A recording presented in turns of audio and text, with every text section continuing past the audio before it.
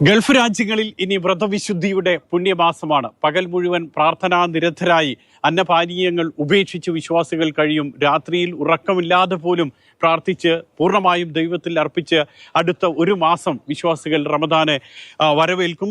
റമദാനിൽ പൂർണ്ണമായും ദൈവത്തിൽ അർപ്പിച്ചുകൊണ്ടായിരിക്കും ജീവിക്കുക, സൽക്കർമ്മങ്ങളെല്ലാം ചെയ്തുകൊണ്ട്. കാരണം റമദാനിലാണ് ഖുർആൻ അവതരിപ്പിക്കപ്പെട്ടു എന്ന് കരുതുന്നത്. അതുകൊണ്ട് തന്നെ ഏറ്റവും വിശുദ്ധമായിട്ടുള്ള മാസമാണ്. കഴിഞ്ഞ 11 മാസങ്ങളിൽ അറിഞ്ഞോ അറിയാതെയോ ചെയ്തിട്ടുള്ള തെറ്റുകൾ അത് പൊറുക്കണമേ എന്ന് ഓരോ വിശ്വാസിയും ദൈവത്തിനോട് പ്രാർത്ഥിക്കും. ചെയ്യുന്ന കർമ്മങ്ങൾക്കൊക്കെ തന്നെ ഇരട്ടി പ്രതിഫലം ലഭിക്കുമെന്ന് കരുതുന്ന ഒരു മാസം കൂടിയാണ് ഈ ഖുർആൻ പിറന്നിട്ടുള്ള റംസാൻ.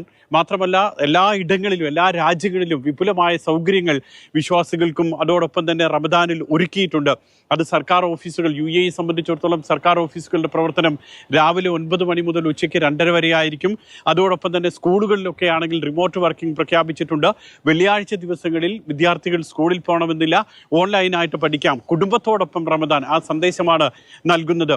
ഒമാൻ, സൗദി അറേബ്യ ഇവിടങ്ങളിലൊക്കെ തന്നെ ഇത്തരത്തിലുള്ള വിപുലമായിട്ടുള്ള സൗകര്യങ്ങൾ ഒരുക്കിയിട്ടുണ്ട്. പലയിടങ്ങളിലും റമദാൻ ടെൻറ്റുകൾ സജീവമായി കഴിഞ്ഞു. കഴിഞ്ഞ കുറേ നാളുകളായി അതിൻ്റെ ഒരുക്കങ്ങളായിരുന്നു.